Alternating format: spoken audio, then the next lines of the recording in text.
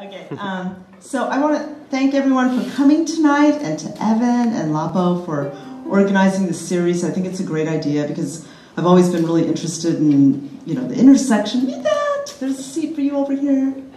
My sister's here. Yay, my sisters! So I was just really excited about this series. So anyway. So when Evan asked me, I have to say it was really difficult for me to choose one influence, as I'm sure you can all understand. And I was being really neurotic and just going like, oh, Yoko Ono, oh, magnetic fields, oh, going like back and forth and back and forth. But anyway, so I finally decided on the band Minutemen. And I'm going to talk more about them later, but I just, as a brief introduction, I just wanted to say that the Minutemen were a band from San Pedro in the early 80s, and I lived down there in Long Beach, and Mike Watt was the bassist and vocalist, and the drummer was George Hurley, and the guitarist and vocalist was Dee Boone, and sadly, in December of 1985, Dee Boone died in a tragic car accident, and so I'm going to talk more about Dee Boone later. But first, I would like to introduce Dren McDonald. I just love this story because Dren has been best friend, or very, very good friends with my sister, That, who's here, since they were 10 years old. And the first time he saw the Minutemen was at, where was it? Fenders. At Fenders in Long Beach. And what year was that? 81. 81. No, later. 85. 85. Okay. So Dren is going to now do a couple songs by the Minutemen on ukulele. Yay! All right.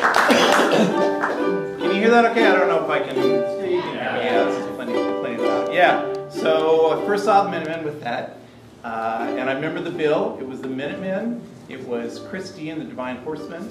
Yay! It was Slovenly and John Cale. So a crazy bill. Do you remember that? Yeah. Wow. And the Minutemen had to play first because they had booked themselves twice that night, which was pretty typical for them. They had to play up in Hollywood later that night, so they were playing first that night. And I just remember walking in and seeing Dee Boone like sitting on the stage like, let's hurry up and play because like, we got to get to Hollywood. It was just you could tell in his body language. It was pretty funny that he couldn't wait to start playing. Anyway, I always really related to the Minutemen because, as Ma said, we're all kind of from Long Beach, San Pedro area, and the Minutemen were sort of like our hometown heroes.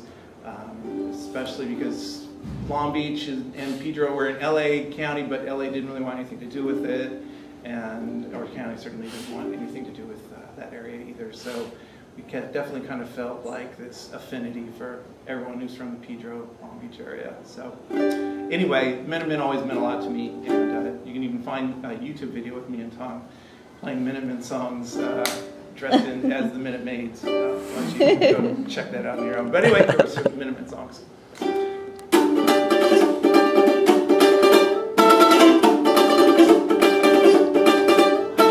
Jam the window, grab the surface, read the answer.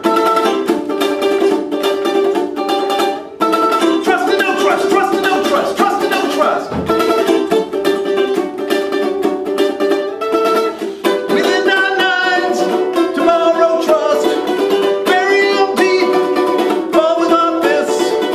Get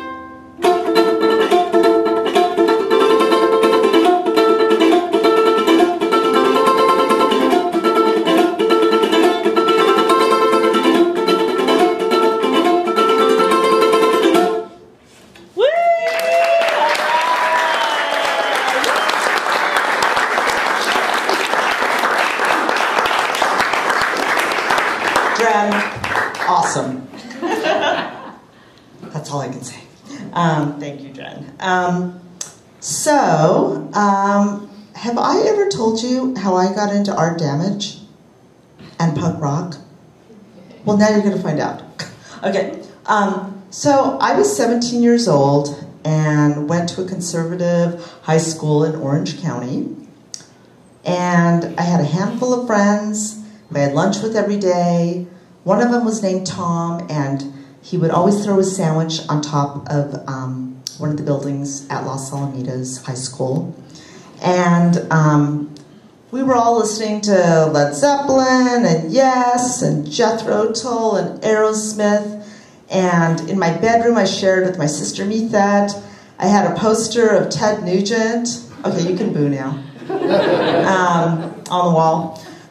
So, punk rock first came to me through my surfer friend, Steve, whom I hung out with in the library and talked about music with. And I think it was junior year that he had gone to London for the summer. And he returned with his long, blonde, beautiful, foxy hair, shaved off, and had this really ugly mohawk. And I freaked out. And so he pulled out from under his black trench coat, never mind the Bollocks, here's the Sex Pistols, and he's like, "Mom, check this out." And soon thereafter, I made my older sister and her friend take me to the Whiskey A Go-Go on Sunset Strip to see the Dead Kennedys. And I was 17, and they hated them, but I was hooked. And I think back then, they didn't ask for IDs, because people keep asking me, like, how did you get in there? You were 17. So I don't know, I guess they didn't ask for IDs. So anyway, a year later, I moved to a small 2-bedroom house on Grisham Avenue in North Long Beach to live with my best friend, Mark. And my rent was $50 a month. Oh. Awesome. But, no. People lived in the front yard, in the backyard, the garage, and this guy named Wookie lived in a van on the street, and we all thought he was a Unabomber, but we found out that he wasn't, but we really thought he was. So anyway, a couple things about the Grisham house. I painted my bedroom walls black and white, and do you remember this, Methet? On the black wall, I wrote, "Everything is permanent." And on the white wall, with black paint, "Everything is temporary." I know, very profound. I had a gold velveteen bedspread with stains on it. Mark painted and slept in the garage. Adrian drew in the overgrown garden in the backyard. And my closet was overflowing with thrift shop dresses. And, well, a friend told me this, that I used to keep a piece of plastic to keep my dresses from falling out of the closet.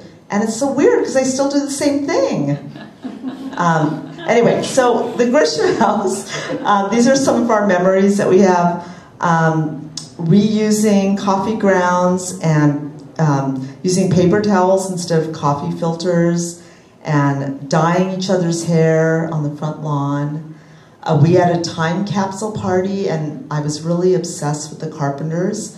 So I talked everyone at the party into holding candles and singing "Close to You," and going into the backyard as we buried a time capsule, which is still there. And I've tried to go back, and other friends have gone back to try to dig up the backyard, and we haven't been able to find it, so it's just this weird thing. So I had a band with my roommates called the Flower Cops. We were really terrible. And Pearls Before Swine, not much better, but we had fun. And I remember Mark hauling the dirty dishes outside into the rain so we didn't have to wash them. And then Adrian hauling them back into the house because they didn't get washed, being really mad. Trails of Christmas lights, ghosts, walking on the train tracks along the LA riverbed, writing poems on my aqua blue Olivetti typewriter, and it's the one thing that I wish I had hung on to, was my little typewriter. Monster Face, our neurotic cat, who we inherited from my friend Aldo, And I still have a neurotic cat, so it's, I don't know, it's a pattern. And thrift shopping on Del Amo Boulevard in North Long Beach. The Blue Jay, Joy, the Wisteria, torturing the neighbors with our theme parties, counting coins to buy Brown Derby beer. Has anyone heard of Brown Derby beer? It's a Long Beach thing, okay, yeah. And really horrid tasting, but cheap. And it was this beer that had these amazing bottle caps with these really profound, mysterious messages in the bottle caps that we could never figure out. And doing the Ouija board with another roommate, Kim, at 3 a.m., art. And always, piling into my brown, falling apart Toyota wagon and going to the Anti-Club on Melrose in Hollywood. Which brings me to one of my favorite bands, Minutemen. Countless shows at clubs and dives, in the desert, seeing them on a boat, house parties.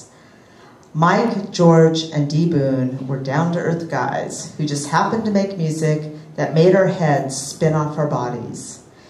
And I mean that in a good way. I'll always remember D. Boone jumping up and down in his shorts and sneakers, all of us sweaty, jumping up and down too. My friend Adrian sent me an email the other day, and I wanted to read this.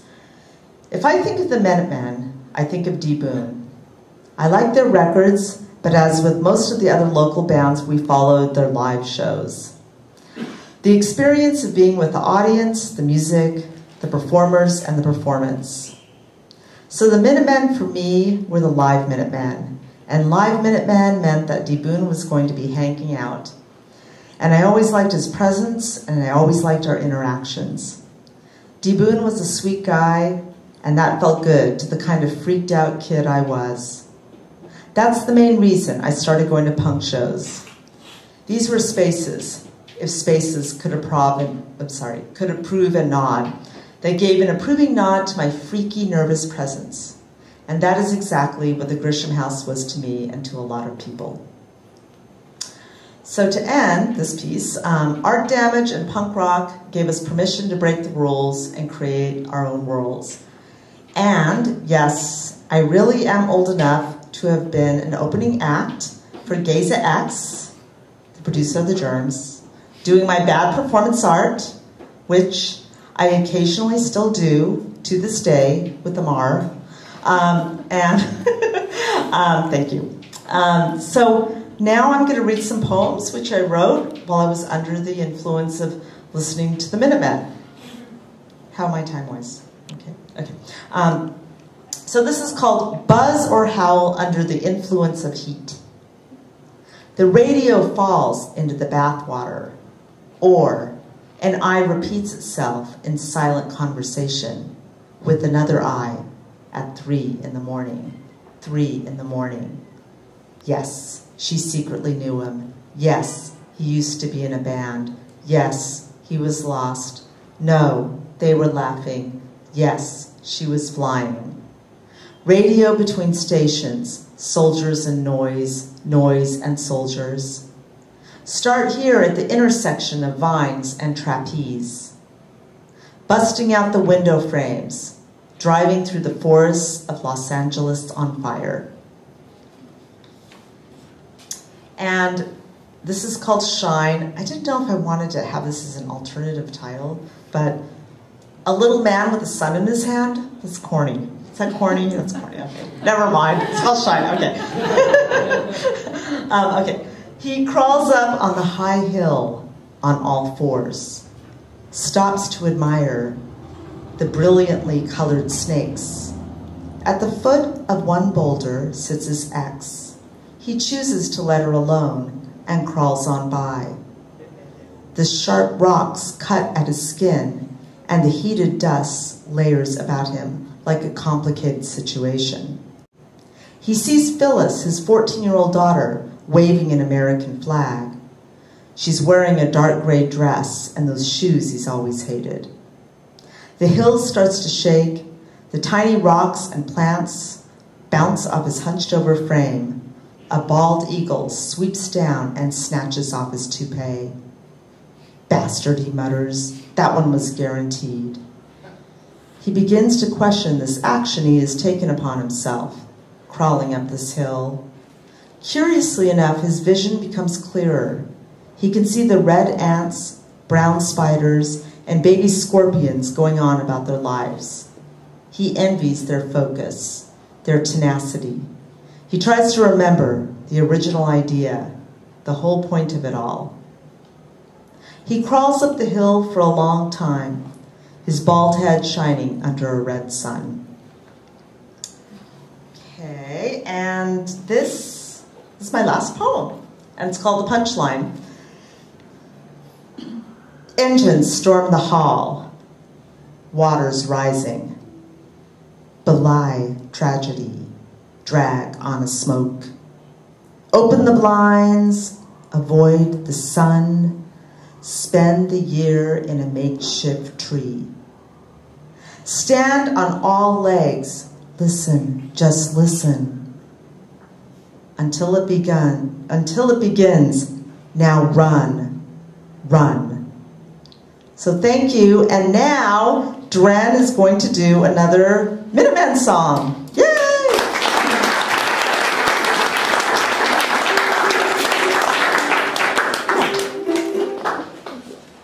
All right.